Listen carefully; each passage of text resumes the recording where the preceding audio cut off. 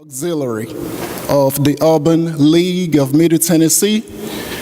Our mission is to support the purpose of the Urban League of Middle Tennessee, provide the professional development of our financial members, and also provide community service. And our service, our programs focuses on 5 things: financial literacy, economic empowerment, jobs, education, adequate housing, and quality health care. In the wake of the Ferguson, Missouri situation and the killing of Michael Brown and what preceded Michael Brown, Trayvon Martin, the National Urban League Young Professionals came up with an idea for every chapter all across the nation to do this program. So I just want to give credit to who the credit is due. Advocacy Chair William Barnes and Program Chair Travis Townsend. And definitely to Jonathan for helping to plan this event tonight. He is the Community and Civic Engagement Chair. Ladies and gentlemen, Dr. Martin Luther King said an act of injustice anywhere is a threat to justice everywhere. So tonight, you will be getting specifics on laws, warrants, what we as young professionals can do to make sure our governors, mayor, councilmen, councilwomen, and elected officials are pushing our policies. The 5 things I named earlier: economic empowerment, jobs, financial literacy, adequate housing, and quality health care, and finally, education. So, please ask questions tonight, and if you have any child, please make sure they don't go upstairs because it's a violation of codes. And definitely please let me get a motion from one of my Urban League leaders to move forward with this program with the flexibility to postpone old and new business. Can I get a motion?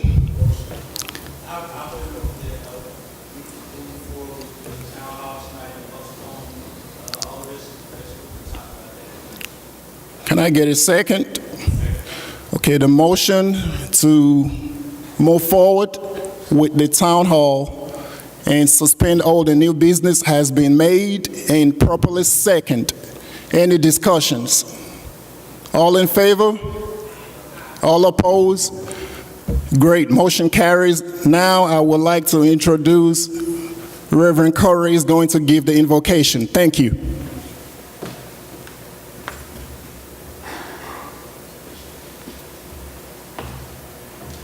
Before Reverend Curry comes up to give invocation, I just want to say that it was definitely a big team effort for everything that's going on tonight.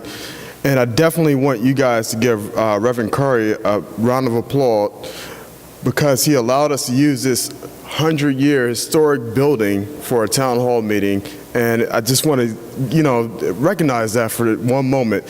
So before he gives the invocation, let's give him a round of applause, please. Reverend Dean Curry, could you please bless us for this event?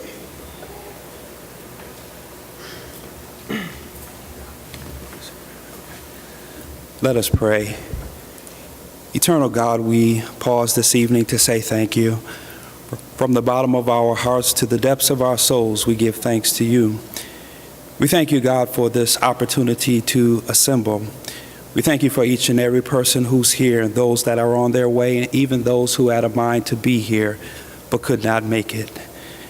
Eternal God, we pray this evening for this event. We pray that you might inspire our hearts and inspire our minds to receive that which our panelists, indeed our experts, have decided to share with us today. We pray, oh God, that you might continue to intervene in human affairs and put an end to violence and bigotry based on race and class and gender and even orientation.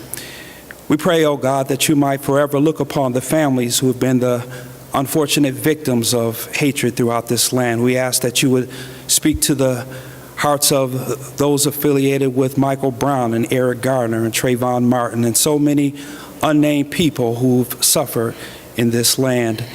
And lastly, oh God, we ask that you would help us to create your beloved community. Help us to love one another, and we pray that your love and your justice may abide in our hearts and throughout this land. Dear God, we always have some things to complain about, but we always have more to give thanks for. So we pause this evening to say thank you, God. We thank you when the sun shines, we thank you when the rain falls, and we thank you for being God in our lives. It is in Jesus' name that we pray. Amen.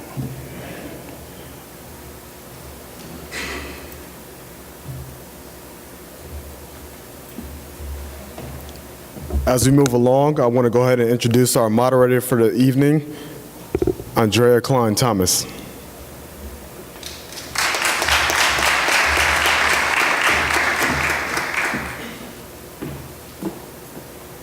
Good evening. How's everyone doing? All right. I'm really excited about being here, excited to see all of your faces. This is a really important discussion, and we don't want to keep you too long, so we're going to go ahead and get started. So, I'm assuming that you're here because the names, as the pastor said, Trayvon Martin, Jonathan Farrell, Eric Garner, and Mike Brown, they strike a chord. They could be your brother, your father, your friend, or it could be you. You're here because you possibly fear that St. Louis, Staten Island, or Ferguson could be anywhere USA. So we're not here to rehash those cases, but to further the conversation, inform you about your rights, and figure out what we can do together as a community to keep those events from happening right here at home. So welcome. Welcome to each one of you to When the Cops Come Knocking, Justice for Victims of Police Misconduct. I can think of no other way to open this session than to have one of our students, Queen, come on up. This is Queen McElrath. If you don't know about her, I don't know where you've been. She did what we hope everyone will do after tonight. She's a Pearl-Cohn High School student, and she didn't stay quiet. She used her talent to make a difference. Her song, Hands Up, Don't Shoot, I looked it up before I came here tonight. It has more than 13,000 views on YouTube. So if you haven't heard it, she's going to perform it for us right now.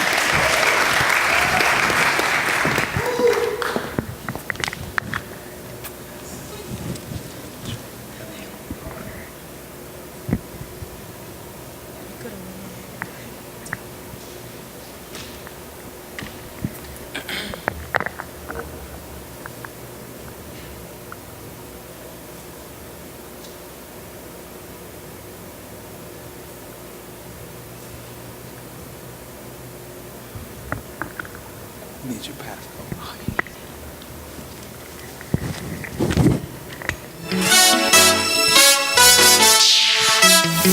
Seen on the news another black teen killed. Crazy to say, this our world and how it is, but we need to unite. We need to put up a fight. And when I say fight, I mean let's do it right, cause we can protest without the violence. They already painted a picture that we be wildin', and don't become silent, cause that's when your life end. I'm just excited that we came together and stopped fighting. I was doing a little searching, but now I know that you gotta water the seeds for them to grow. Gotta start with ourselves in order for this to work. Gotta be an example for others in order to learn. Yeah. Since we black, they assume that we work at the trap selling that crack, but I don't do that, and my friends don't do that. Example for others in order to learn. Yeah. Since we black, they assume that we work at the trap selling that crack, but I don't do that, and my friends don't do that. So I'ma tell you now, and yeah, this the truth. I am Trayvon, I am Mike Brown. Hands up, don't shoot. Hands up, don't shoot. Hands up, don't shoot. We innocent. Hands up, don't shoot. We don't have no guns. Hands up, don't shoot. We don't have no drugs. Hands up, don't shoot. Hands up, don't shoot. Hands up, don't shoot. We innocent. Hands up, don't shoot. We don't have no guns. Hands up, don't shoot. We don't have no drugs. Hands up, don't shoot. How is it a judicial court system but no justice? Some cops just knock us off, don't care about our loved ones. Mike Brown has a family that really care. He graduated high school, but that picture they didn't air on the news. Imagine being in Missouri shoes, people looting stores, feeling like they ain't got nothing to lose. But I refuse to let my people go down. So these are the things we can start doing now. We can teach one another, love our sisters and brothers, love the bad cops too, forgive them for what they done to us. And the ones having a little trouble, get them and put them under us. And instead of shunning some out, just let them come with us. All the trouble, we can save it, but we must stop all the hatred, even if it means to love the hell out of who's hating. I hate to say it, I ain't do this to get famous, did it to make Mike smile. Hashtag just for Mike Brown. Hands up everybody for Mike Brown, Trayvon Martin, Eric Garner, and everybody else who has died against police brutality. I need them hands up, everybody. Hands up, don't shoot. Hands up, don't shoot. Hands up, don't shoot.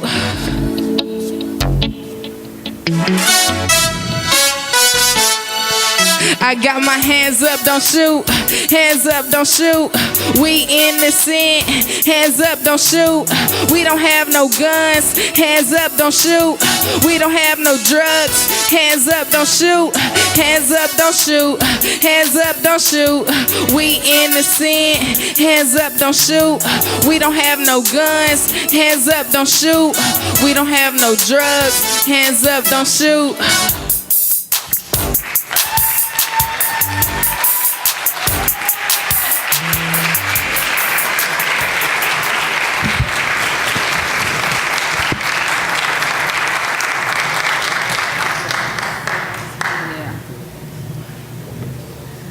I think we have a star, going with the flow in everything. Yeah, so just another round of applause for Queen. You did an awesome job. We're gonna have our panelists come up now. You just take a seat whichever seat you like. And while they're coming up, just a few housekeeping things. If everyone can take out their cell phones. Everyone has a cell phone, I'm sure. Take it out. Your cell phones? Let me see. First, if you could put it on silent. But we want you to use your cell phones because we want this to be interactive. We want you to take pictures, tweet, Facebook, Instagram, whatever social media you use. In your program on the bottom, you'll see the hashtags Don't Shoot, Justice for MT, and ULYPMT. If you can use those hashtags to document this event, this will be really great. Also, when you came in or while you're sitting down, you should have gotten an index card. Does everybody have an index card? If you don't have an index card, just raise your hand so somebody with the board can get you an index card. This is for questions. So we're wanting you to write down questions. When you've written down your question, raise your index card, somebody will take it for you. We'll have a point where we're gonna be asking your questions to the panel. So I think we can go ahead and get started. Let me introduce our distinguished guests today. From the end, working their way closest to me, we've got North Precinct Commander Terrence Graves. He is a 17-year veteran of the Metro Police Department. Before that, he was in the Criminal Investigation Division and instructor in the Training Academy. Next to him is Attorney James Crumlin Jr. He works at Boone, McAllister, and Norton. He does labor and employment law, represents businesses, and also does entertainment law. And next to him is, where I have you? Judge, I'm like, where is your bio? Magistrate, he's helped me out on stories before, so I definitely know who he is. Juvenile Court Magistrate Carlton Lewis, you deal with a lot of issues, from juvenile delinquency to termination of parental rights. And last but certainly not least, Representative Harold Love Jr. He represents District 58 State Rep, which is part of Davidson County, and he's also a pastor at St. Paul AME. All right, so if we can pass the mic down to Commander Graves. We're going to start with you. I think it's a question that everybody came here for, so we're just going to go ahead and dive in. When you are stopped by the police, what are you supposed to do? Well, try to stay calm. Of course, everybody sees blue lights behind them, and you get that sinking feeling. I get that feeling too, just because, it's like, what did I do? But try to stay calm. It's not necessary to start reaching for things right away. You have to keep in mind that we get a lot of training, and that training is based on other officers' experiences. So if you imagine, if you're an officer and you've had training and you've seen multiple videos and you've read different things on how officers were killed in the line of duty, those are things that we teach officers what to look for. And in many instances, when officers are killed on the line of duty, it's the person who is reaching under the seat or the person who's reaching over. It just heightens their awareness. And so one thing to do is just stop, pull over, and just wait. Wait for them to, can you hear me better? I'm sorry. I'm not used to holding a microphone. But just wait for them to approach. They may approach on the driver's side. They may approach on the passenger side. And just wait for them to ask you what it is that they need. At some point, they're going to tell you why they stopped you. And everyone has a different way to make that contact. Some people may immediately walk up and say, "May I see your license?" Whereas another person may say, "I stopped you for running a red light." Each officer is different.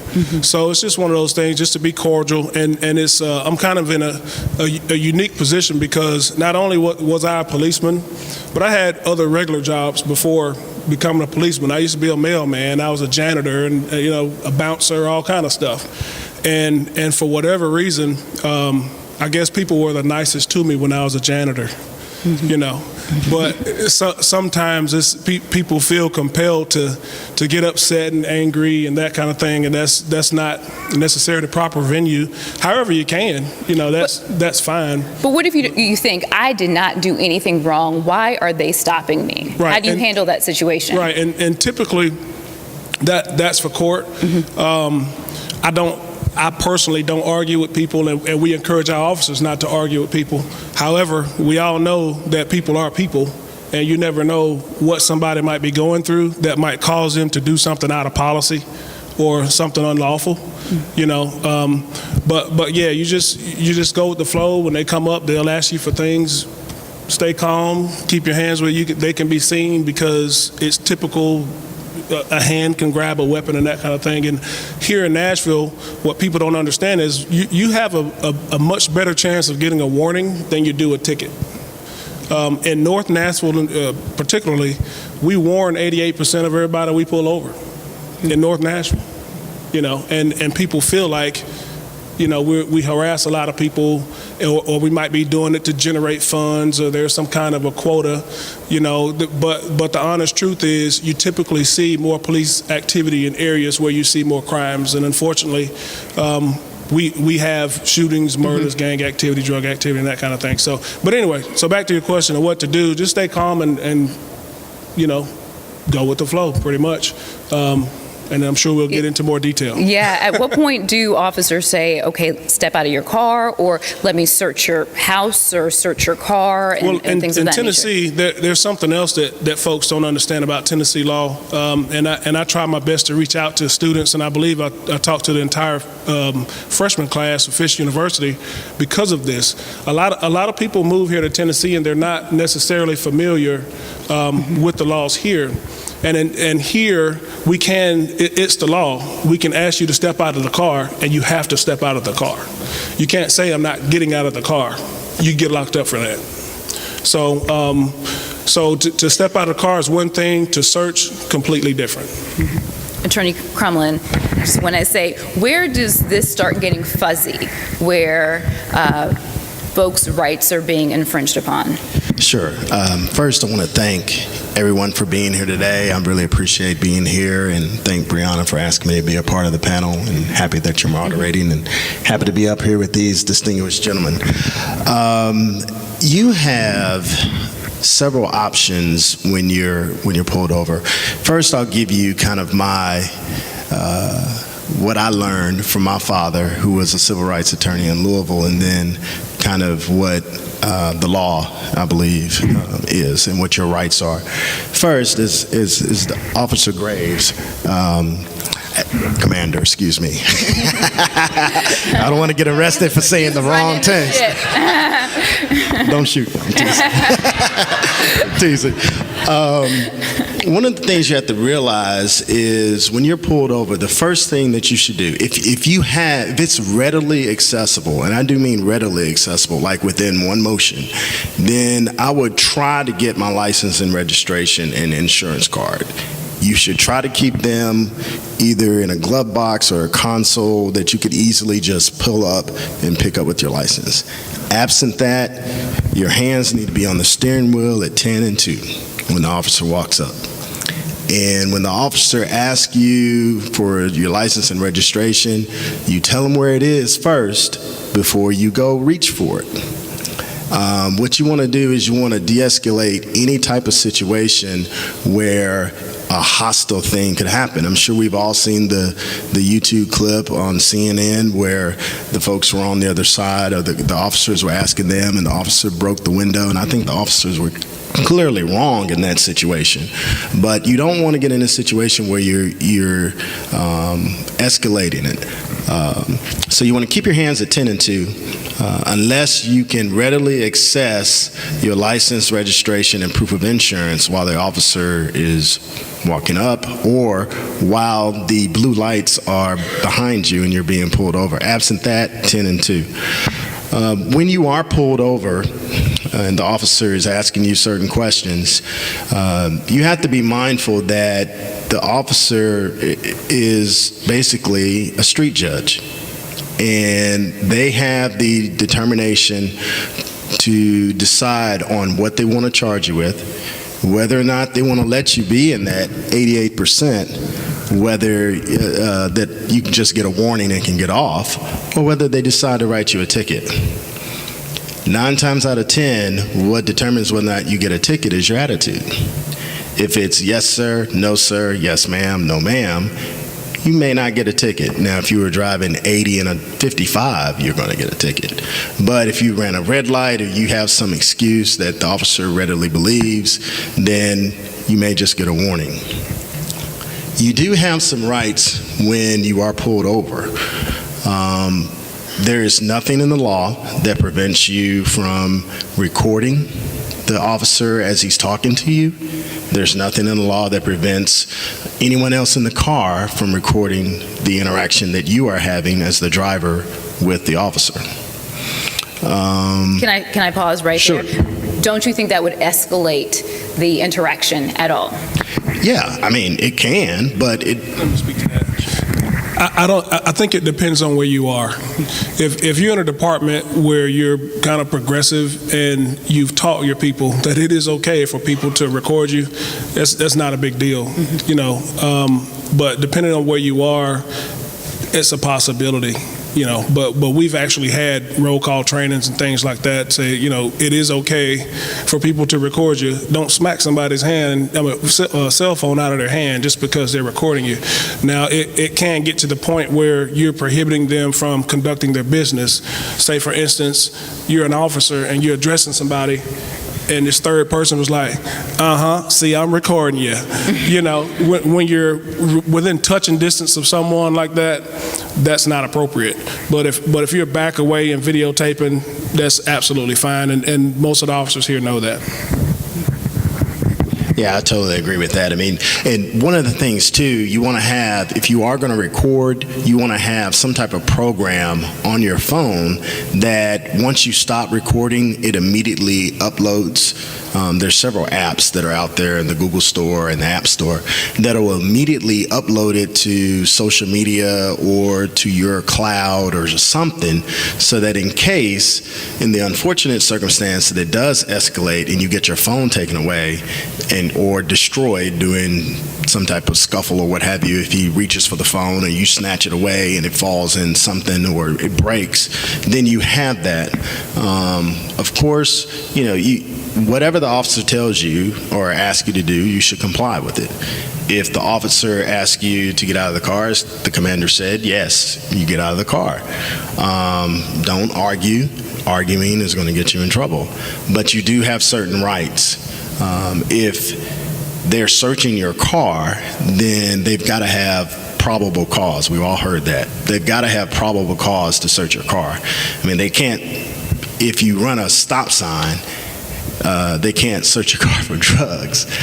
They could, but only if you look impaired. So I mean, there's certain things that you can do, and certain rights that you have when you're pulled over. You don't want to raise your voice. You want to be as polite as possible, but know your rights. Definitely know your rights. Okay, let's talk about that probable cause real quick.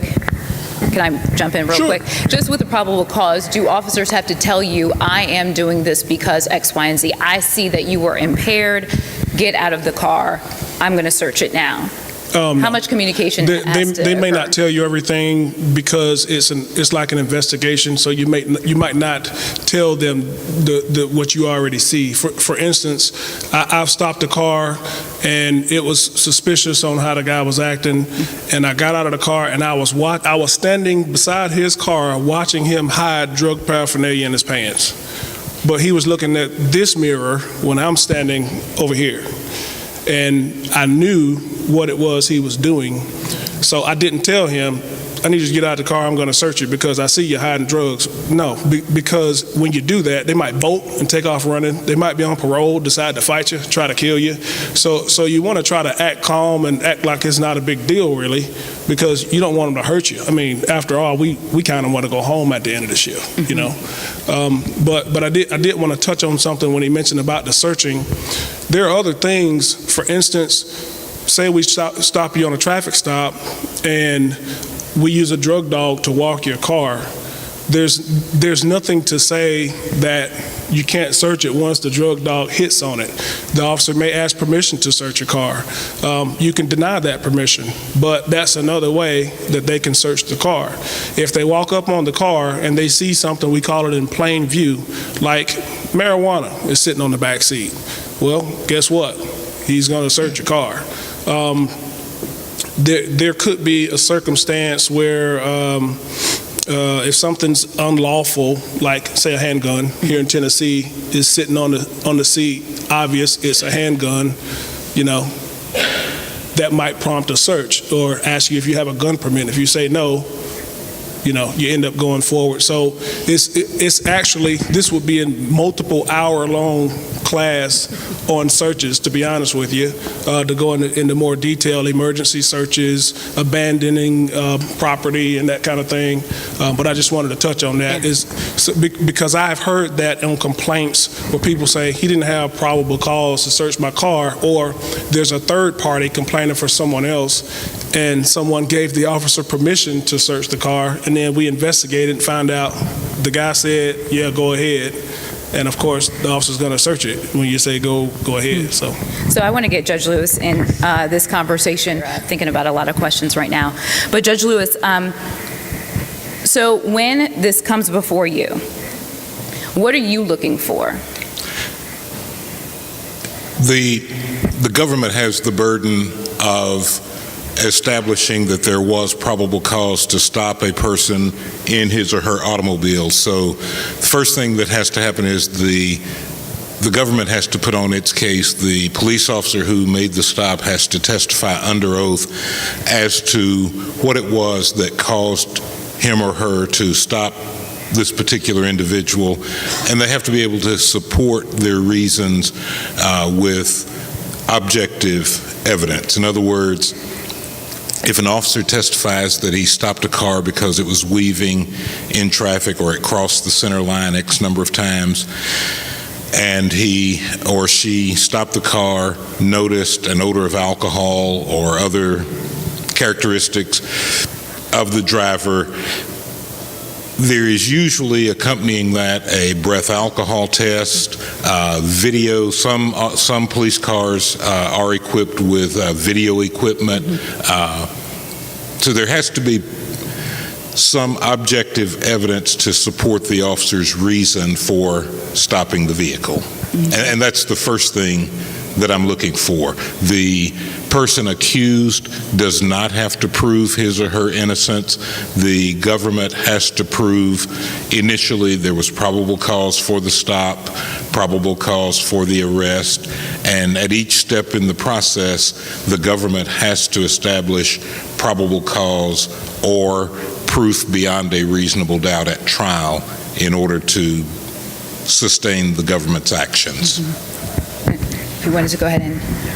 You don't mind, I just want to kind of jump in here. The traffic stop is one of the most normal situations where you have the most incidents from. What I would suggest also, and kind of what we've all been talking about up here, is comply with the officer. No matter how ridiculous his requests are, what he asks you to do, just comply with the officer. Because you're more than likely going to get your ticket or get whatever citation and be able to go home. Now, you're going to have your recourse after that. Your recourse is that you can report the officer. Now, while the officer doesn't, he wears a badge. The commander here is wearing a badge. You can ask the officer his name, and they have to give you their name. The officer has to give you their name here. So get the officer's name, get his partner's name, get the patrol call number, and get whatever information you need and write a report. Now, you can call it in, you can email it in, you can text it, you can tag Audra if you got video. You know, she works for a TV station. They're always looking for news. Looking for video. They're looking for video. They love video. At NC5_AndreaCT. So Twitter. they're always looking for videos and news stories. So we have 4 major TV stations here. You know, just comply with the officer's request, go home, and then write your report, then complain. Because if you try to confront the officer and say, well, you know what, Commander, you shouldn't have stopped me. I didn't do anything. Well, hopefully you won't do that. I'll have that on video. No, he's right there. No, but you won't be able to go home. They're going to arrest you. If you're belligerent, if you're confrontational, you don't want to escalate the situation. When you get pulled over, you want to do everything you can to make that stop as quick as possible, get your citation, and if the officer is way out of line and he's asking you ridiculous questions, then file the complaint. Internal affairs. I mean, there's so many different avenues that you can use to file a complaint and to combat a ridiculous stop instead of doing it right there. Because if you do it right there, you're going to get in trouble. So let me ask one of the questions. It's actually for you, Commander Graves. I know you want to piggyback on this. It says the police force is one of close brotherhood, and that is understandable, since a police officer has to trust the other officers with his life. But when conduct by an officer occurs that is misconduct, what mechanisms are in place to allow police, not just citizens, to report misconduct, keeping in mind the brotherhood? Okay.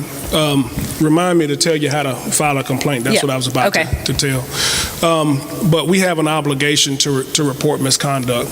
So, and if you don't report that misconduct, whatever that misconduct is, the officer that doesn't report it is subject to the exact same discipline. So let's say an officer commits an offense that would get him terminated, and another officer was right there along with him. Well, the officer that did not report it gets terminated. One case comes to mind. We had a undercover gang detective who had a nephew who was a drug dealer here in town. So what that gang detective would do would get information from his nephew, and the nephew would set up a drug deal. The detective would go do a traffic stop, take the guy's drugs, and then sell it to the nephew. Oh, wow. Well, the gang detective had a partner with him. He didn't report it. Both of them went to federal prison. Of course, they both got fired too. But I mean, you get fired, go to prison. I think I'm more worried about prison. But one got something like 15 or 18. The main one got like 15 or 18 years in prison. I can't remember what it was. And then the guy who didn't tell, he still got 18 months or so in federal prison. I mean, so that absolutely ruined his life. So he should have told. And that is the message that happens. Just this year, we had 2 young officers, just got out of the police academy, just left probation, 1 month on the street by themselves.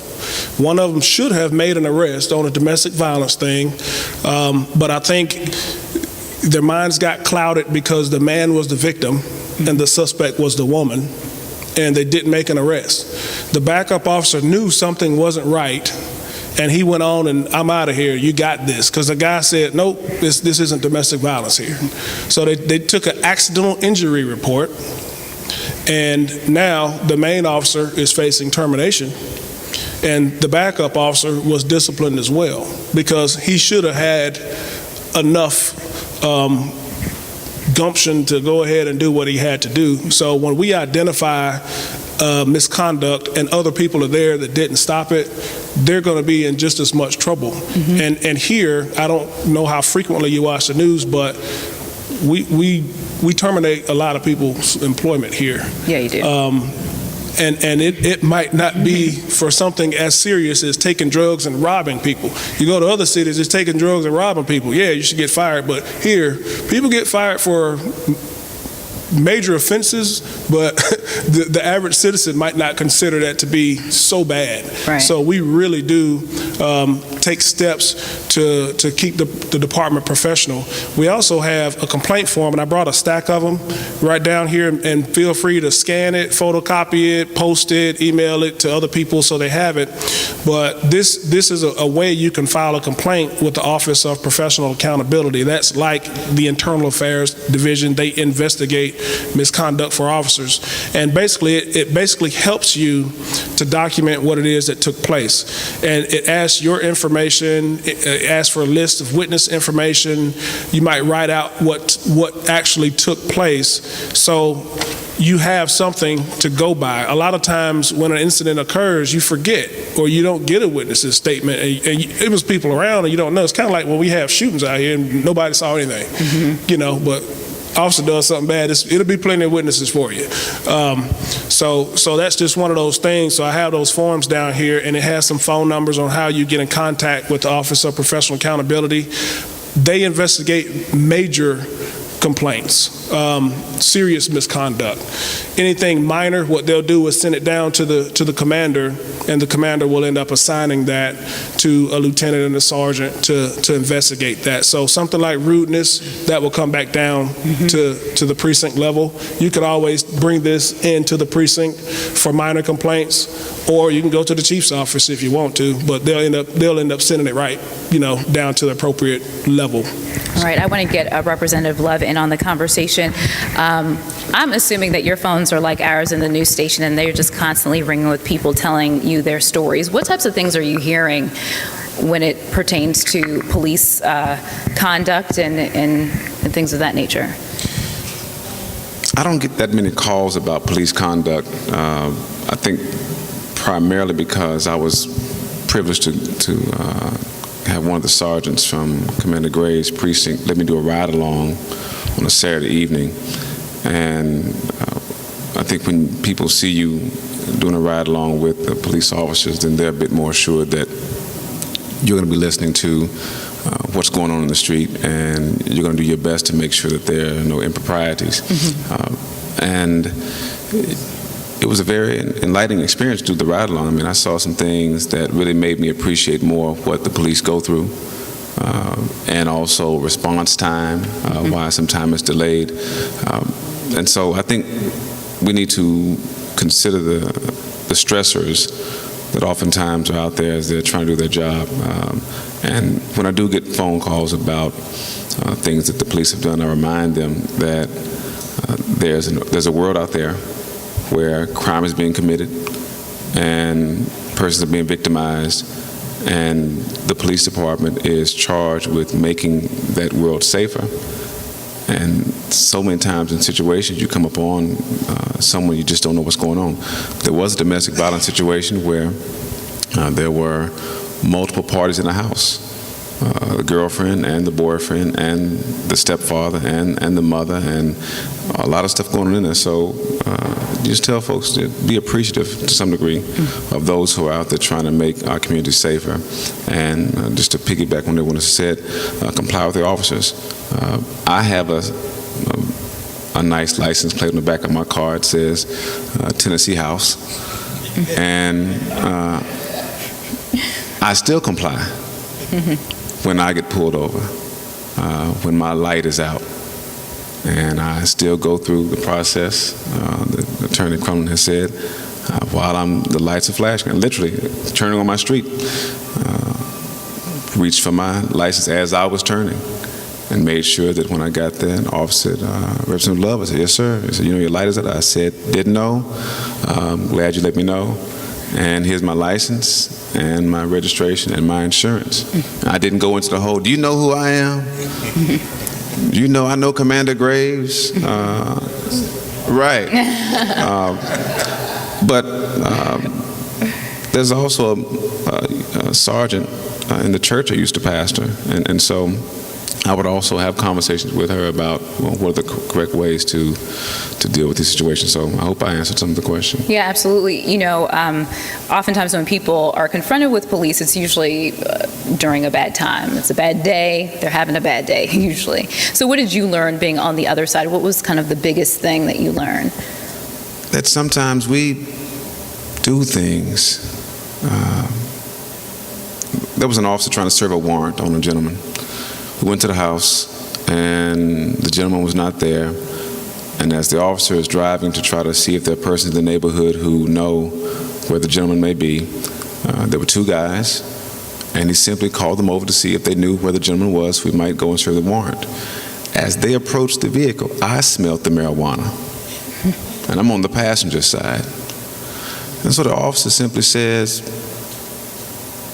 have you all been around anybody that's been using drugs? Their response, no, we smoked it all up. And I'm sitting there.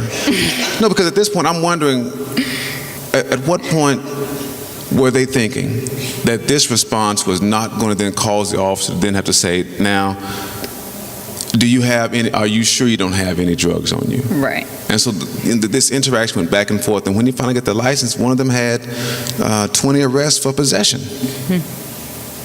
And, you know, so I had a great appreciation for the fact that sometimes we do say some things that will evoke the response that the officer now has to investigate, because at this point, the officer didn't know who they were until they got the license, the driver's license. So, you know, it gave me a great appreciation for the work that's done out there. Yeah, we've got a question here. I guess it's, does the state of Tennessee's laws authorize police officers to use unmarked vehicles for regular patrols, or are these vehicles only permitted to be used for undercover situations? I can answer that. The police department is authorized to use its equipment in any manner or capacity that it deems necessary and appropriate. And quite often, and Commander Graves can talk about it more, quite often the commander or at some level, complaints will come in from the neighborhood, from the community. We're experiencing this type of problem. It could be hand-to-hand drug sales on the street corner where our kids are waiting to get on the school bus. Or it could be folks are driving well in excess of the speed limit, and endangering our kids or whatever. It doesn't matter what it is. And the police may choose to use unmarked units to actually observe and apprehend people who are speeding through a school zone while children are present. The short answer is whatever equipment they have, they can use as they see fit. Yeah.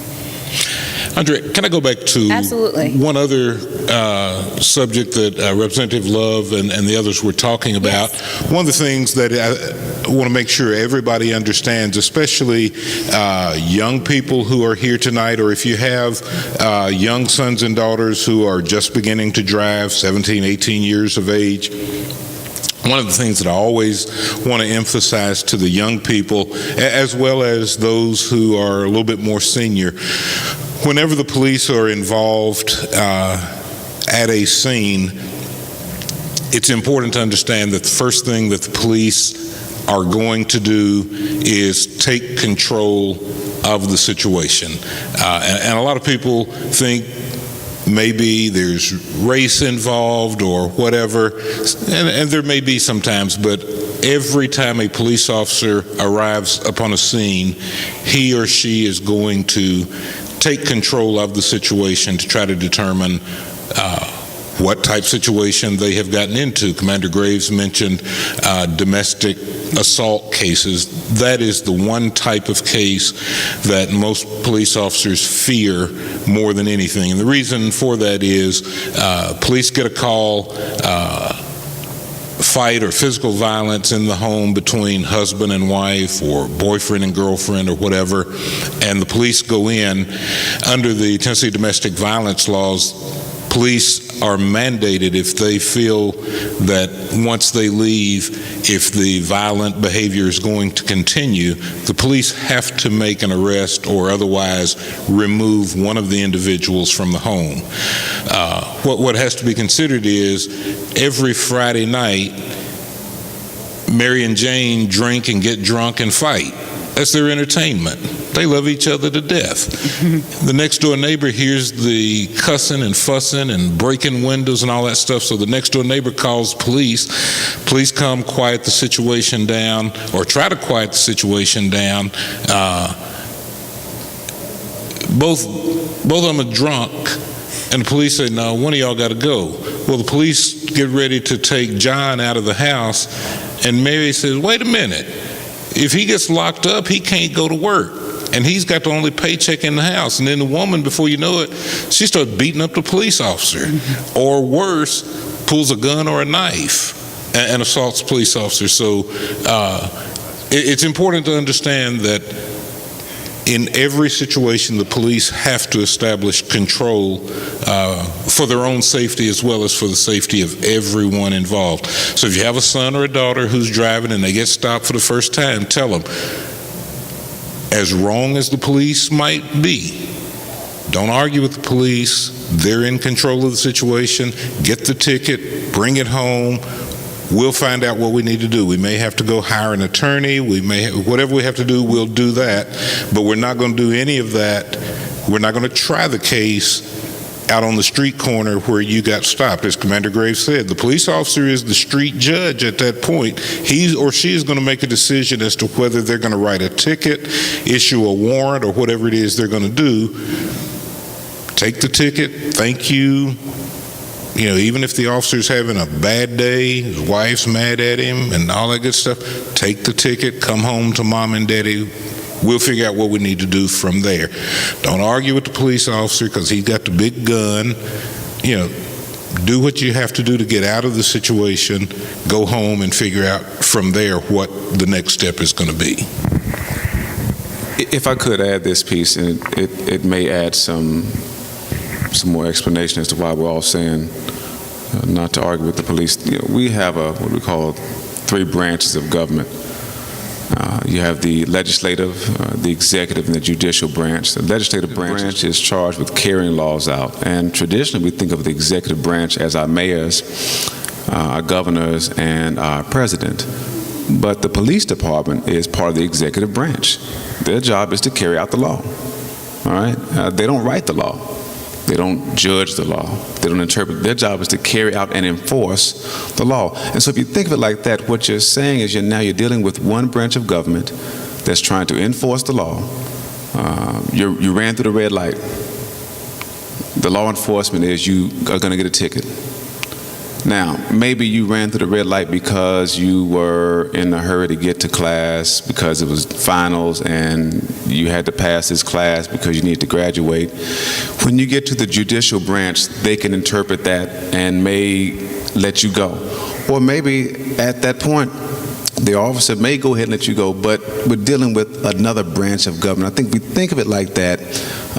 It's easy to understand why we're saying comply with this branch of government, because there is a recourse for you when you get down to the other branch, the judicial branch, to interpret for you.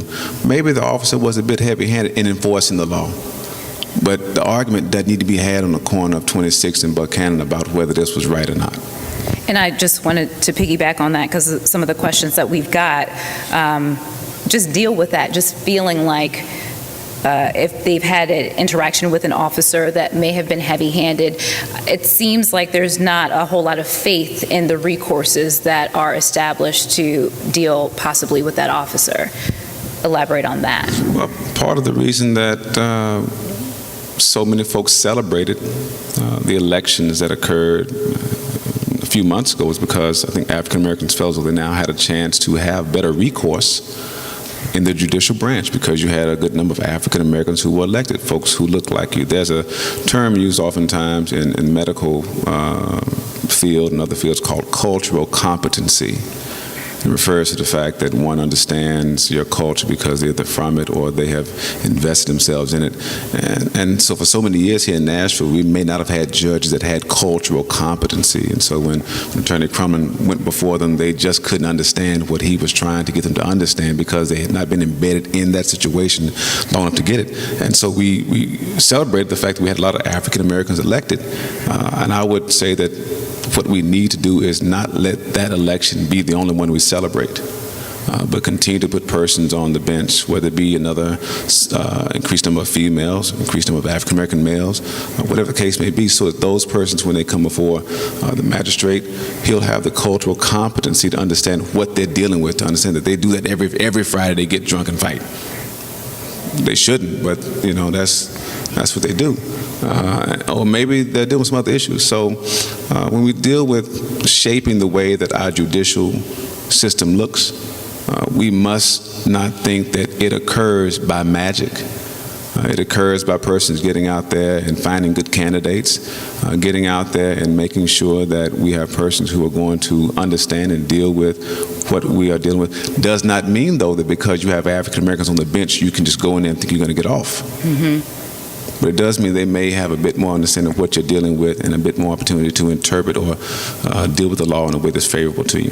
Is that a discussion you're having, though, on Capitol Hill about different laws and that are in place that... Well, I'll give you an example. We got amendment number 2. Deals with whether we should have Supreme Court justices elected. And folks, I want to vote for the judges. Well, we don't have enough African Americans to participate in the process to elect them. So it may be that we have a system in place now that's working where we have the governor get a vacancy and African American legislators can put forth a name that will allow that particular slot to be filled by an African American. I promise you, I doubt very seriously that now deceased Supreme Court Justice A.A. Birch would have been in the position he was in if we had had an election across the state. Right? Mm-hmm. We would not have had the judges we have now, the ones who are appointed, because we just don't have the numbers across the state to turn out to popularly elect judges. And so I would encourage you to go out and vote yes on Amendment 2, to keep us in a position where there's a vacancy. There can be a conversation between the governor and some legislators about filling the vacancy that's there, rather than having judges go across the state and have to raise money to run for office, and then what you have is judges who are more influenced possibly by those who contribute to the campaign rather than those who got them in office.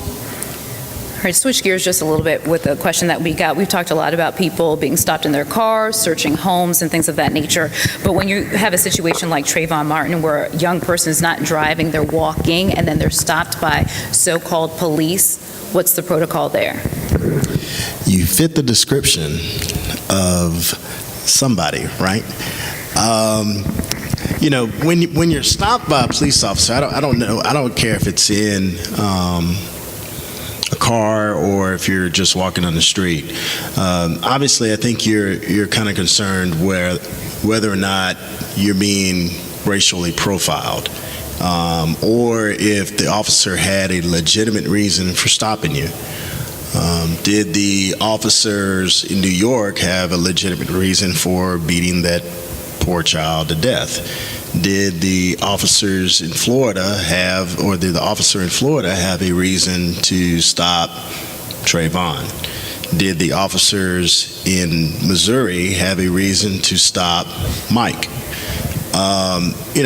All of those are questions that need to be answered. And you see the protests, you see the uprisals and the things going on in demonstration against that. Obviously, if you're stopped by an officer on the street, you want to comply with the commands that he or she asks you. If it's for your license, give him your license. If it's for something, give him something. When you stop asking for, or when you stop complying with the commands, then obviously that may be probable cause that you're hiding something.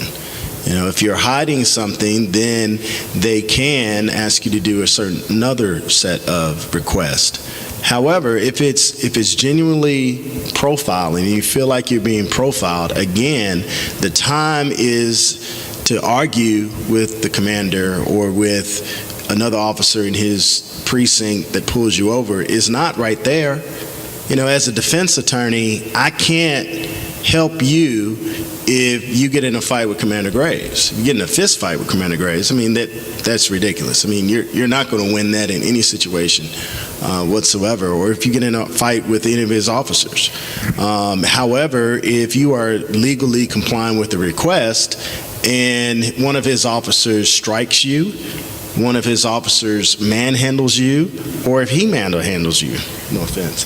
But if they do that, then, and it'd be great if there's video of it. I keep saying video. It'd be great if there's video and you tag Audra.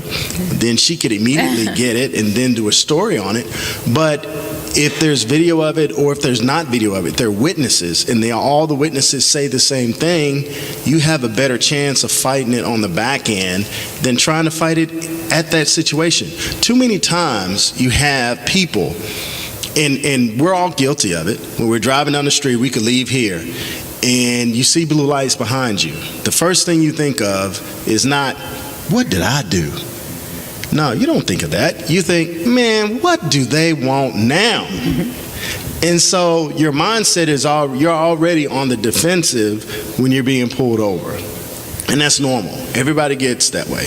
Or when an officer approaches you on the street, you get really nervous because you're like, okay, do I stay here and answer his questions? Well, Commander Graves, he looks like he's in shape, but I don't think he can catch me. The stay and answer questions or flight. I guarantee if you flee, you're really in trouble. But I think that if you definitely have to address the situation afterwards. You cannot address the situation there. Whether it's racial profiling, whether it's, we all hear you fit the description of a certain individual, et cetera, then you deal with that afterwards. You don't deal with that there because they're making a judgment call. Just before I came over here, I don't know if y'all are aware, should be, but there's a guy who's still on the loose from Woodland Hills. Last name is Fisher. We had some information of where he was tonight. We got a tip on it. Are you about to get him?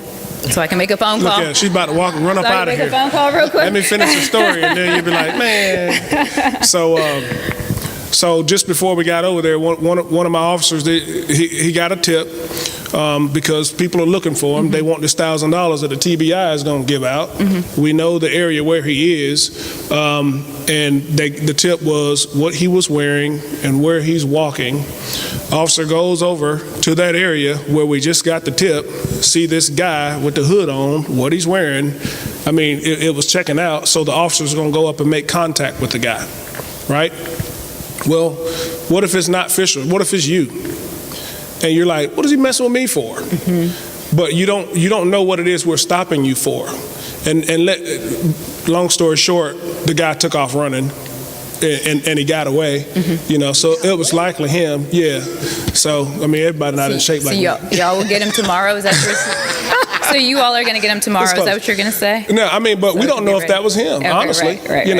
But all we know is we got a tip, and it could have been the guy. But what if that was, and we had another instance, there was a robbery shooting on 15th Avenue, if anybody's from around here, Church's Market.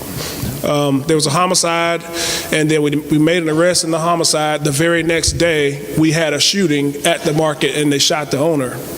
And they put out a description of the guy and what he was wearing, and officers, of course, got in the area. We were aware that we had just made an arrest that previous day, and we thought this was a retaliation shooting for making that arrest because we still had one of the suspects out. And we made contact with a guy who was in that area, walking away from there, wearing what they said the suspect was wearing. But he wasn't the guy. So, but when the officers swarmed on him, and they said, get on the ground and get on the ground, he was like, for what? I ain't getting on no ground. Well, when we think we're making contact with a guy who just shot someone and might be related to another murder, we ain't trying to hear I ain't getting on the ground. You getting on the ground. And we have a right to do that based on that set of circumstances. But the problem is, what if you're the guy and you're not the guy? And you honestly feel like, man, the police is just doing this and for no reason, just because of this. And I was actually on the scene there, and I explained to him. I said, well, are you aware of the murder that happened? And this is where we missed the boat as officers. We don't explain things to people to kind of calm things down. Okay, that's where we missed the boat. So I explained to him. I said, are you aware of the murder that happened at the market about 6 months ago? Yes. Did you know they just had a shooting like 10 minutes ago? No. He said, I just came from down there. Really? So you were just leaving the area where this guy just shot someone wearing what you're wearing. You understand why the officer stopped you now? Well, yeah, I understand, but when they told me to get on the ground, I didn't want to get on the ground. So that's where we find ourselves in a predicament. It could be, it was a car that was just stolen. It was just a robbery. And we feel like officers might be making this stuff up. But sometimes it's really happening, and we're just trying to catch a bad guy, so. So keep the mic. Sure. So for this question, and I think it's good because if somebody's going to write it down, then a lot of people are going to be thinking about it. So I'm just going to read it out loud. Sure. So this is a milky conversation. Why are we not speaking about when our rights are trampled by law enforcement? One person thought this. A lot of people must be thinking about this. Okay. How would you respond to that? Why are we not speaking about why our rights are trampled? Well, if your rights have been trampled, I wish you would say something about it. If anybody's sitting there and they feel like their rights have been trampled, you need to say something about it. Hold on just 1 second. Because we have many avenues to report that kind of behavior. If you go to the police website, there's a way you can send a tip on the website if you don't have access to a form. There's a way you can contact news media. I've had pastors come to me with complaints. But of course, some people are not going to have faith in the officers because we have internal affairs. Now, actually, his wife actually used to be over internal affairs. Could I? Yeah. Sure. Go ahead. I may not complain about my rights being violated if I don't fully understand what my rights are. Which is why this is so important. One of the things that I would hope that we could talk about and everybody would leave here with tonight, there are different types of contact that the police will make with a citizen. So please elaborate. Exactly. The incident that Commander Graves just talked about where they're investigating a shooting, they've got a description of a person who may have been involved in the shooting. Within 10 minutes of the shooting, they see a person matching that description, wearing the same type and color of clothing, maybe driving the same type of automobile. That's probable cause. You put the person on the ground. You don't have to tell them anything right then. You just get them on the ground, make sure that they are not armed, determine if that is the person or not. If it's not the person, then explain to the person why you had to put them on the ground, why you did what you had to do. There's no violation of that individual's rights. That's a brief detention for the safety of the officers. Where citizens' rights are frequently trampled upon by the police is during contact known as a field interview. Police officer is in the community. He sees a citizen walking up the street. Citizen isn't doing anything wrong, just draws attention of the police officer. The officer goes up to the individual. Sir, could I talk to you for a minute? There's no probable cause to believe that individual has committed an offense. The officer just stops the person on the sidewalk. Can I talk to you for a minute? Can I ask you some questions? Do you have any identification with you? Are you in this neighborhood for any particular reason? That individual in those circumstances is under no obligation, has no duty whatsoever to talk to the police, has every right to say, no, you can't ask me any questions, I'm not going to talk to you, and walk off. And the officer has absolutely no right whatsoever to further detain that individual. Now, the police will seldom, if ever, come to a community meeting such as this and explain what a field interview is, and even fewer will tell the citizens, you don't have to comply with anything we ask you to do because we're not about to arrest you, we don't have reason to arrest you, we're just trying to gather information. We can do that, but if you say, no, I don't want to talk to you, you got to let them go. Mm-hmm. And unless people realize they have the right to walk away, they don't know that their rights are being trampled when the officers hold them up. Mm-hmm. And I hope that was... That still didn't get it. We're still milky. We can't deal about specific issues, though. So afterwards, I'm sure that if you have a specific issue, that you can talk to one of our panelists, and then they can point you in the right direction. I do kind of want to switch gears a little bit and talk about personal accountability. And what are you all seeing out there? What ills are affecting specifically the African American community? Within the African American community particularly, we have to stop engaging in destructive behavior. I can't stand on the corner all day long selling or trying to sell illegal drugs and expect that the police are not at some point going to get into my business. I can't go to my neighborhood market and rob the neighborhood market and shoot the owner that's trying to do some good in my community. I've got to stop destroying my own community. Otherwise, I'm going to have the police on my side, on my bad side, every day of my life. I have got to be a part of a neighborhood or a community watch group. I've got to encourage people in my neighborhood and in my community to register to vote, get to know the precinct commander in my neighborhood, get to know the officers so that if there's a problem, I can call the police and they're going to be there to respond to my needs. Change occurs in the legislative halls. That's the only place that laws will ever be changed, is in the legislative halls. If I'm not voting individually, or if I'm not getting with a large group, people who are interested in the same things I'm interested in, if I'm not voting to elect people who are concerned about or at least willing to listen to my concerns, I'm never going to see change.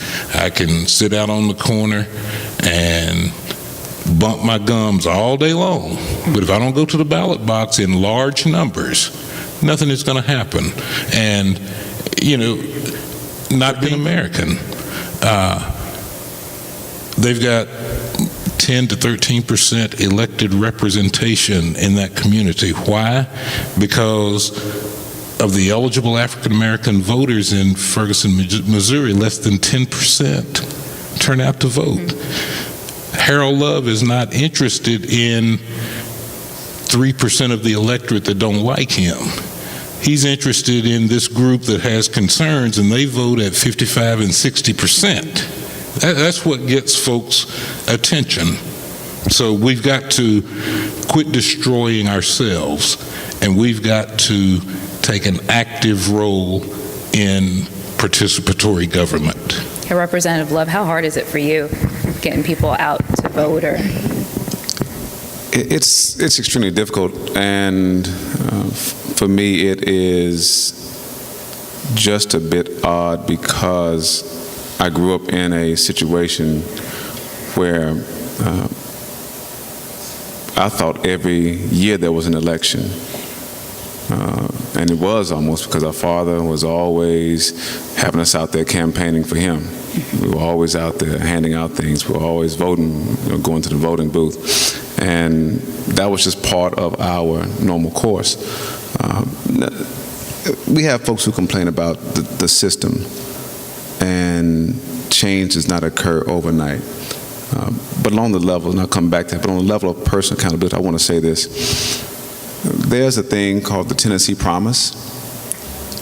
Tennessee Promise was passed by the legislature last year. It simply says this: every high school student in Tennessee will have the opportunity to go to a community college for free, provided that you would apply for the Tennessee Promise Scholarship, and you can get whatever associate's degree you want to get. And then, if you want to go to a four-year college, you only have 2 years left, because almost all of our community colleges have articulation agreements with our public institutions and even some of our private institutions that you can go there and your credits will transfer. What's the benefit of this? If you can go to college for free in Tennessee, if you can learn a skill or a trade, you are in the process of breaking this vicious cycle of not having full employment in your neighborhood. And so when we do that, I think the first step of personal accountability is to make sure that our children understand that K through 12 is not some place for you just to go because you don't want the truant officer to come and get you. It's not some place for you to go to be socially involved. It's a place for you to go to get a good education so that you can then graduate from high school. You can then go to a 2-year college and then go on to a 4-year college. Or if you do well enough, it doesn't make sense that a student at this point in time would not take advantage of the fact that Belmont University has been giving away scholarships to students from Stratford and Maplewood for the past year, right? African Americans. So it doesn't make sense with all these opportunities that we have to go to college for free that our students would not take advantage of that and allow themselves to then get in a place where once they go to school, they can then put themselves in a position to become the next commander of the North Precinct and possibly the chief of police, the next attorney at Bone McAllister, or possibly sit up under James Crumlin and be trained in the next generation of leaders. I had the opportunity this morning to go to the luncheon with Al Sharpton before he went into his radio show. He's speaking in Tennessee State right now. And one of the things he said was that we got to remember about the Joshua generation. He said Joshua didn't become the leader overnight. Joshua came up in the movement with Moses. And Joshua learned how to be courageous at the Jordan because he saw Moses be courageous at the Red Sea. So what does that mean? We got to take our young people and encourage them to not get distracted by their friends who may not want a future, and get them to focus on their future and focus on being the next group of leaders, because all of us are going to go away. all of us here. I wish I could guarantee that we're all going to be here forever and be on the battlefield and keep our community safe. But at some point, the truth of the matter is we're all going to go away. And it doesn't make sense that 10 years from now, there's not someone coming up through the police force who can be mentored by Commander Graves. Not somebody coming up through the law schools who can be mentored by Judge Lewis. It's not someone coming up through law schools who can be mentored by Jim. And somebody give me a chance to retire, all right? And to go rest and enjoy life. But that's the personal accountability piece. We must push the education. Education has always been what allowed us as African Americans to fully engage in America. And knowledge is one thing you cannot take away. Once you get it, you got it. Yeah. All right, so that's my piece on the personal accountability. All right. We're going to round up this conversation. There are a few more questions that we have here, and then we're going to talk about what we can do moving forward. But for the Tennessee Promise application is due November 1st. They also need mentors. Oh, and then folks can sign up as well. They've got that covered. Voting is covered tonight. You can't leave here and not have some sort of action plan. So we're going to highlight that a little bit more a little bit later. Two more questions. Basically, do you feel like the penalties imposed unfairly target the poor? So I guess the laws and stuff like that, do you think they unfairly target the poor? I wish I knew what specific examples that they were referring to, but I can infer. But forgive me if I'm not thinking that this is exactly what's being asked. The thing that immediately jumps into mind is the penalty for crack versus powder cocaine. The answer to that question is yes. I think the laws are different. They are different. You can get in trouble for possession of a couple of grams of crack cocaine, and you will face stiffer penalties than if you had powdered cocaine. And as we all know, or can infer, that powder cocaine is usually associated with our white counterparts, and crack cocaine is associated with the African American community. Yes, I think that is wrong. I think that needs to be changed. And if there are other laws that are similar to that, then I think that they need to be changed too. And there are a number of them, but it would take a while to kind of go through them all. But that is one example, if that is what the question is referring to, that I do think needs to be changed. And then when an item is confiscated, where does the property go? Money, things of that nature. Supposed to go to the property room. So. But I guess after the case is over and things like that. You're saying if it was a seizure, or if there's a seizure, yes. Okay. If it's confiscated. I thought you were saying like if it's evidence, it's going to go to the property room. But yeah, if it's a seizure, drug seizure, and forgive me, I don't know, I haven't seized anything in some time, but. Typically, it could be a federal agency, it could be a local agency, and where does the money go? Is that what the question was? That was the question. Where does the money go? Well, we have a drug fund with the police department. So let's say we get $1 million this year from seizures, and that's our part, because you have to keep in mind 100% of it doesn't come back to the police department. It's chopped up a little bit.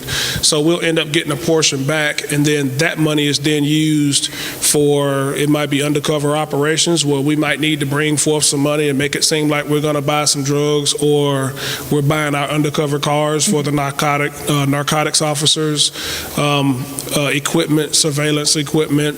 Everything is used for drug enforcement. When we get money for drug funds, same thing when we have money from gambling funds. Mm-hmm. We bust a gambling house, get $100,000, we'll end up getting a portion of it, and then we'll end up recycling that money to use it towards more gambling enforcement. Prostitution, same thing. We can take money from a pimp and then end up using that money, to fund other things. Mm-hmm. All right. All right. So just what can we arm folks? Oh, did you have something else? Yeah, I just want to add one thing. I want to talk a little bit about protest. I don't think that was covered at all up Yeah, here. that's a perfect segue. That's what I was going to ask about. During protest, you have the absolute right to gather and to peacefully protest against any injustice or outrageous law or issue that you want to. And that's one of your inalienable rights. If the police are present, follow their commands, make sure that they're there, hopefully, to make sure that it doesn't become unruly.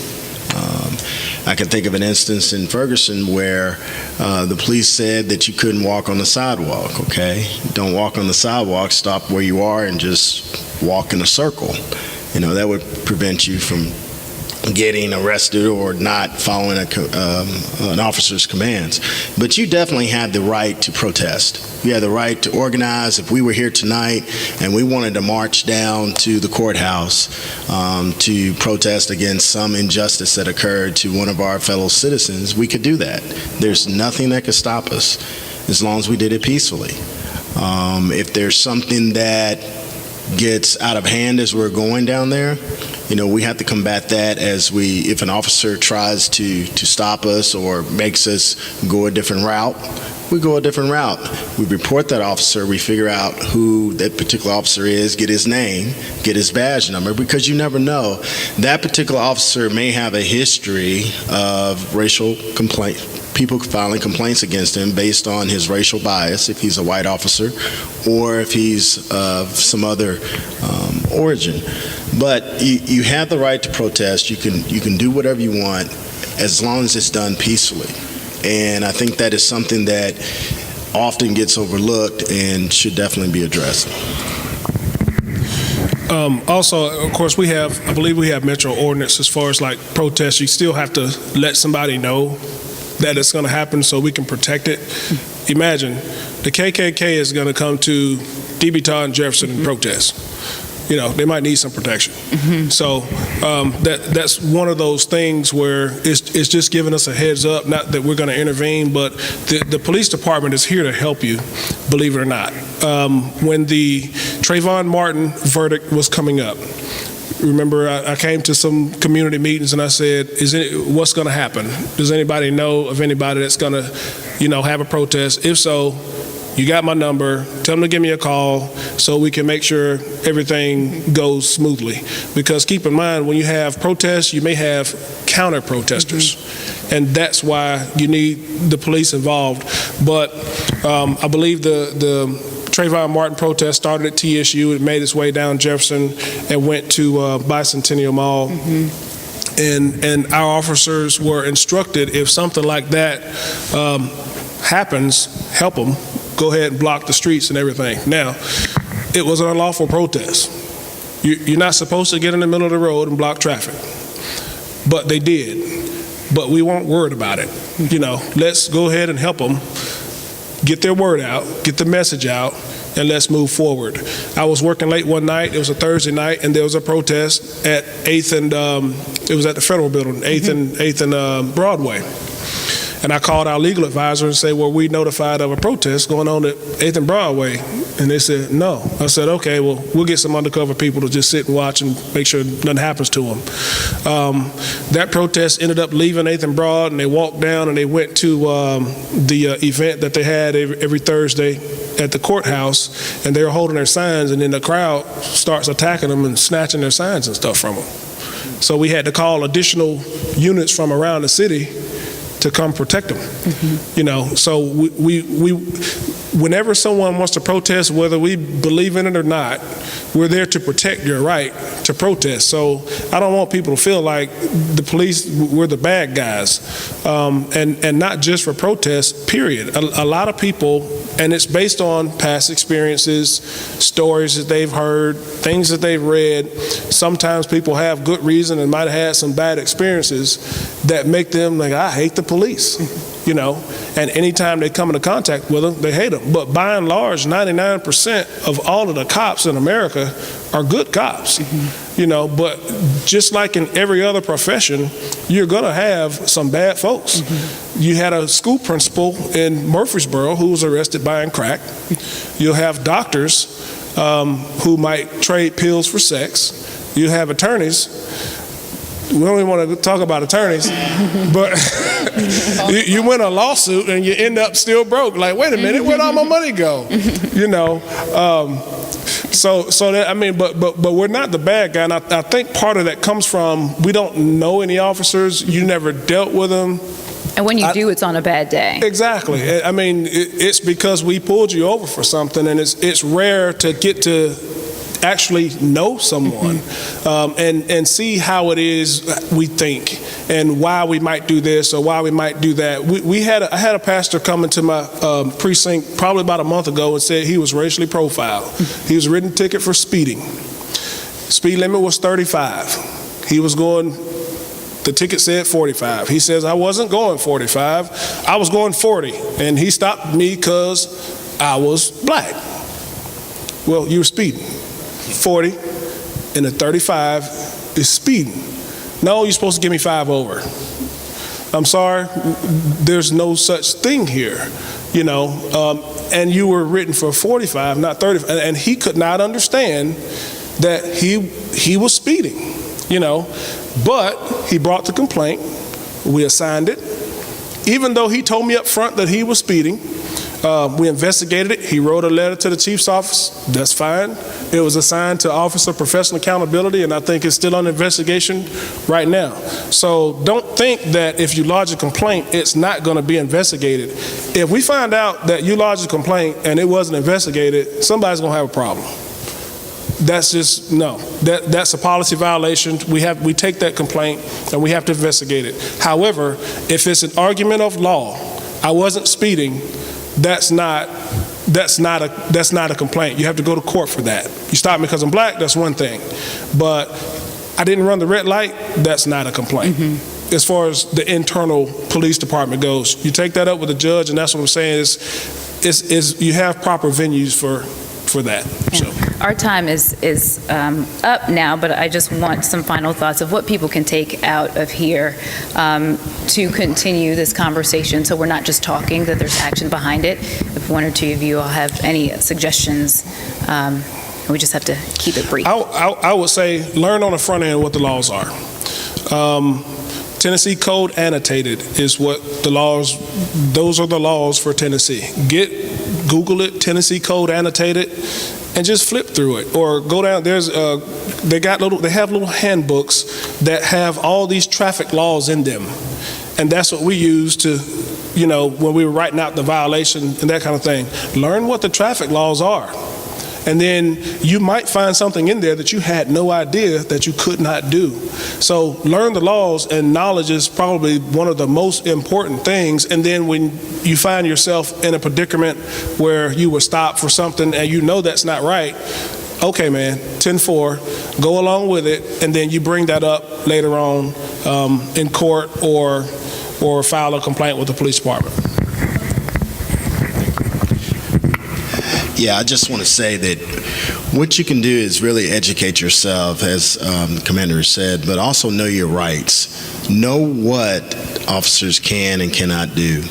If they pull you over at a traffic stop, know that if you are evasive, if you're not answering questions, then there's going to be probable cause potentially for that officer to ask you to get out of the car, then maybe to search the car. So if you're upfront and you comply with all of their requests, but then also know your rights, that if you think something is fishy, if you think some of your rights are being violated, get out of that situation first, and then use all possible avenues to complain. Get the officer's badge number. I mean, you can even tweet when the officer leaves, or when you leave and you're not driving, because obviously tweeting and driving is like texting and driving. They'll pull you back over. But if you get to say, and one thing that I want to say is, if you do file a complaint, file it immediately.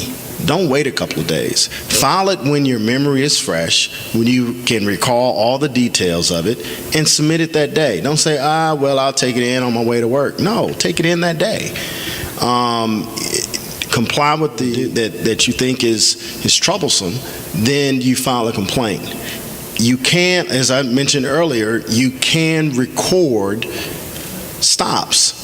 If an officer approaches you on the street, you can record it. If an officer approaches you and you're in the car, somebody else can record it, or you can record it. They can't stop you from recording. Just know your rights, be respectful, get out of the situations, and then file your complaints, and keep filing your complaints. There's no limit on how many complaints you can file. I can file 1,000 complaints on Commander Graves over here. There's no limit. So keep that in mind.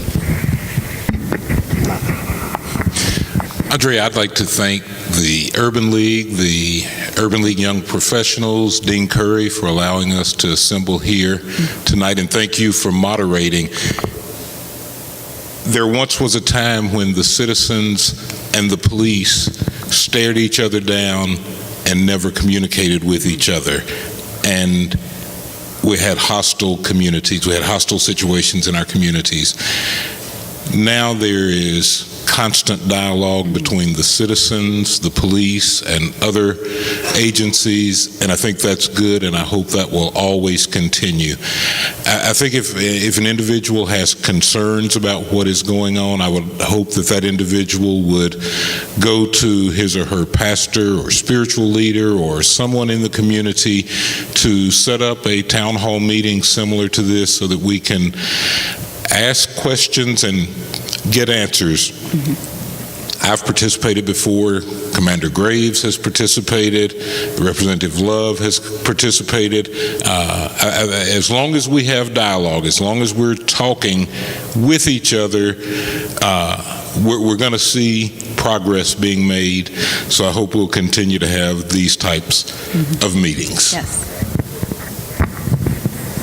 Just very briefly, Election Day is the only day that we are all equal. Doesn't matter how much you make, doesn't matter where you live, everybody has one vote. The problem is that whatever rights we currently have now, we may not have next year. I use for an example what Commander Graves said earlier, that in any profession there may be some bad actors. And even in the legislative profession, there may be some bad actors. 2 years ago, college students could use their college IDs as identification to vote. Now they can't. The oddness of it is that we have interns in the legislative plaza who are given an ID by the legislature. They can be out-of-town college students, but that college student can use their legislative ID to vote, but their roommate who's from the same place can't use their out-of-state ID because it wasn't issued by Tennessee. What's the point? When we don't engage in the process, we allow our rights to be eroded. And we're all in the same club. We're all taxpayers. Whether you pay property or sales or income tax, we all are taxpayers. The problem is many of us who are in the club don't show up for the meeting. And when the meeting occurs, we have no voice in what the group is going to decide to do. Well, the meeting occurs every November. It occurs every August. It occurs every May. The meeting occurs when we vote for our council members, our school board members, our House representatives and senators, our governors, and our presidents. We miss too many meetings. And then when the other folks who showed up for the meeting decide on what the group is going to do, we complain about the fact that I didn't know that y'all voted on that in the meeting. Yeah, because you didn't show up for the meeting. And so I'm fearful, because I know some of my colleagues, I'm fearful of what rights may be attempted to be taken away come January of 2015, because some folks didn't show up for the meeting, and some folks were elected, and some rights were taken away. So I would encourage you, as a closing, it's not too late to engage in the process, because we will always have we'll have another meeting coming up soon, and I hope you will engage, but also encourage your friends who live in other parts of the state to engage in the process so that we can help keep some of our rights. All right, Abayami wants us to get to one final question.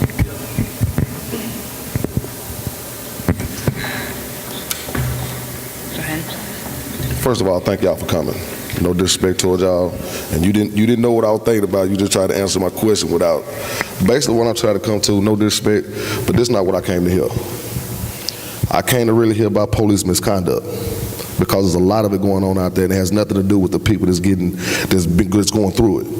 Some of these police officers are just not right, and the misconduct is done on their part, and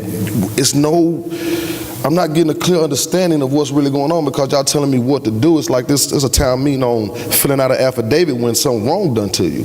What really can I do is, if my rights was trampled the other day, what can I really do? Because if I do more than what I'm supposed to, you're going to jump on my back. Like I said, I cannot beat the police. I cannot whoop Metro. There's no way I can do it. So anytime y'all want to do something to somebody, they got a right to do it, because we can't win. And when we do have elected officials, as y'all self are, why aren't y'all, I'm not saying that y'all not, so please, this not going towards y'all, but it's like, who can we really come to in our time of need and can really make these and address these issues? Because the lawyer's not doing it right.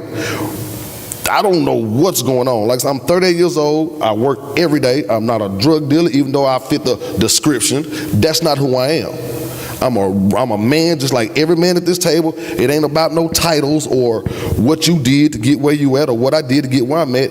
When wrong is done, right is right, wrong is wrong. It's Trayvon Martin, there's Kenyatta Browns around here every day that's being violated on a daily basis. And I don't understand it. And like coming here, I came to try to get an understanding. So I sat peacefully, raised my hand, because like in a town meeting, it has to be addressed. I want to be able to address you myself so I can get a clear understanding on my own. I can't go, the index card wasn't big enough, basically. So all I want to know is like, if your rights are really trampled and these police are really is really making this misconduct, it's like it's going on a day, it's going on right now as we speak.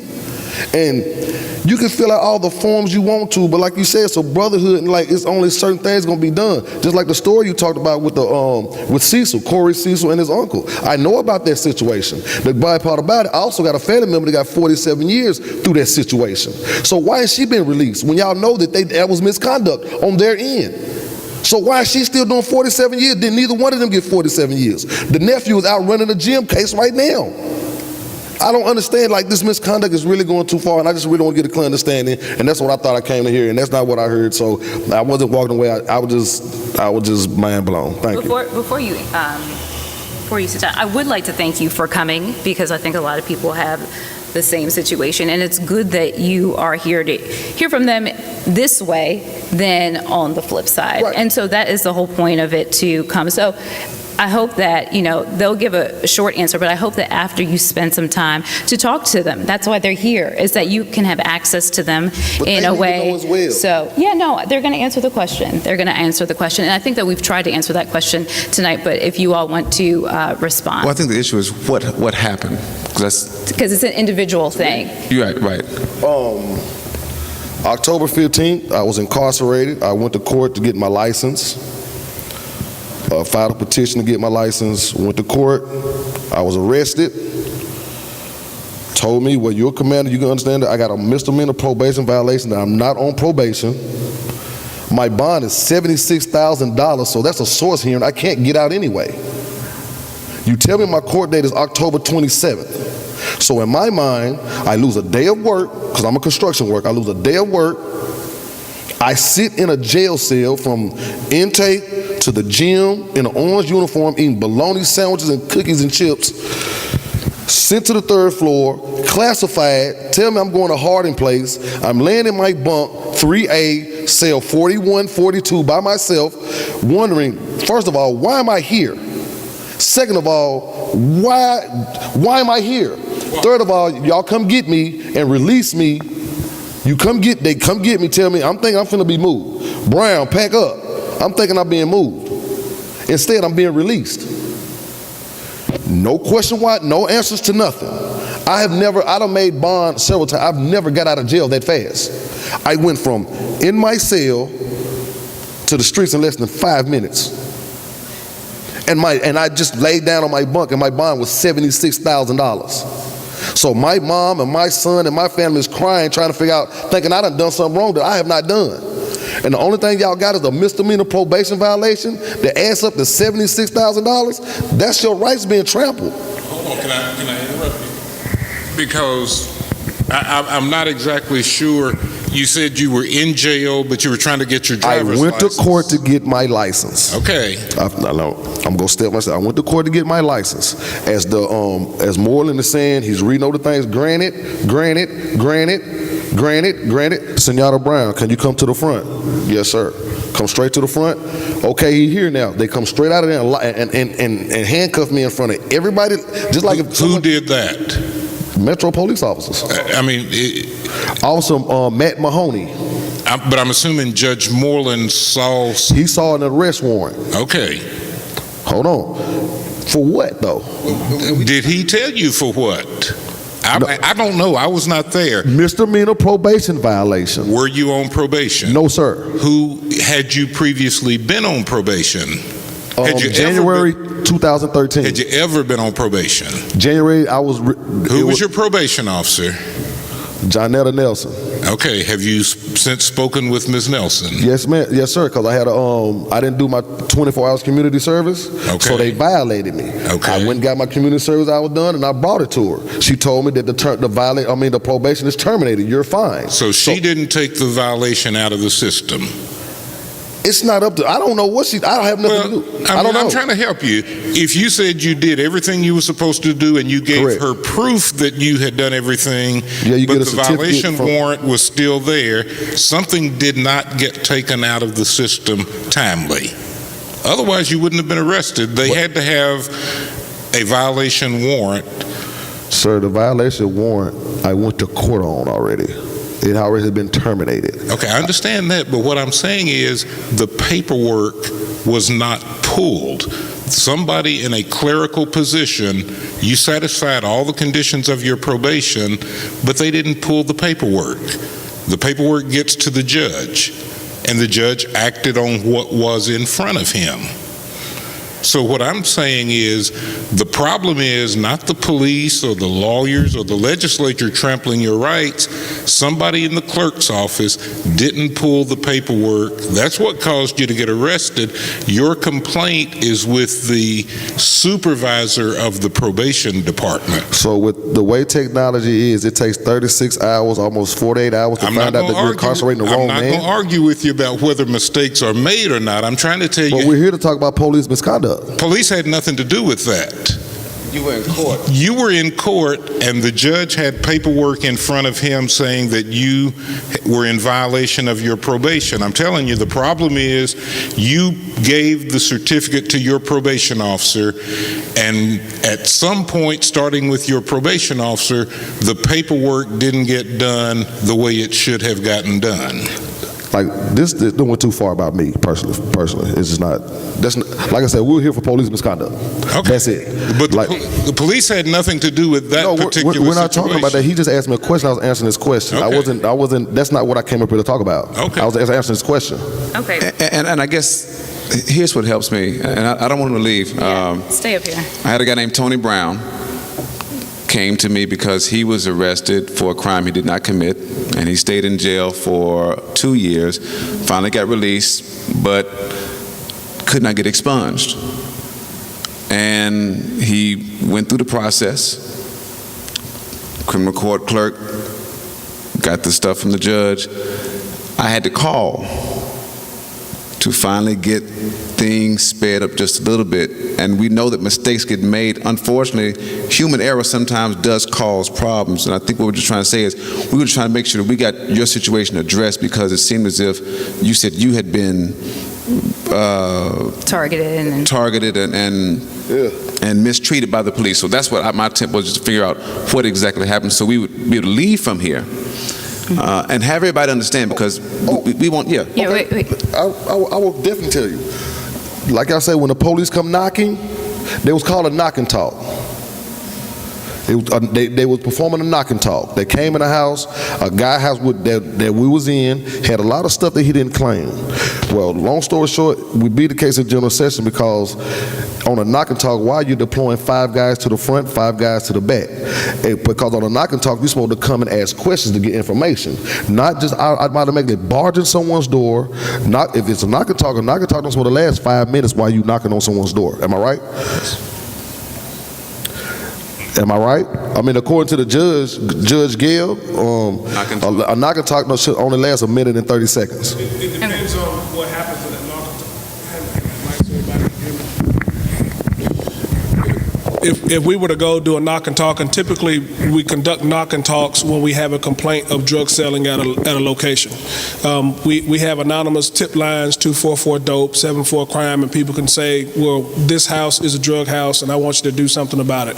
We conduct a knock and talk, and sometimes we may have multiple people there because typically with drug houses and drug dealings, you have violent people with guns. So we do have a number of officers to be there. So say we go do that knock and talk, the door opens and we smell marijuana.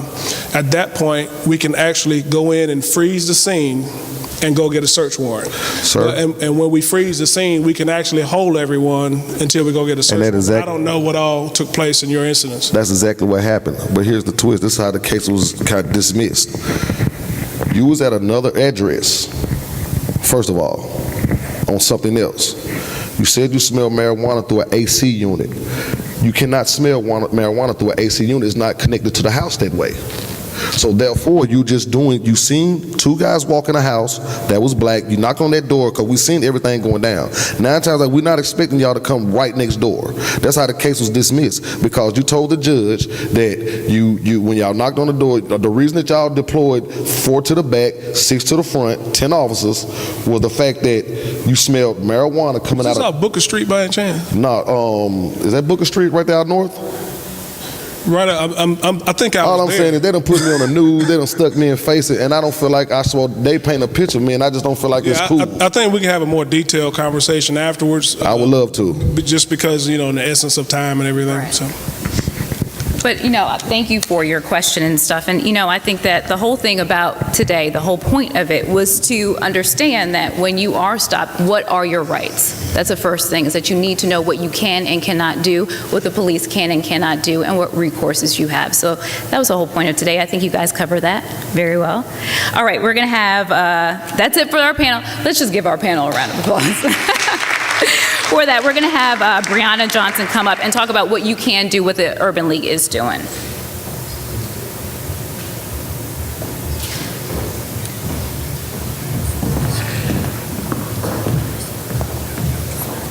I'm sorry. I was going to say, I don't mean to make you do that.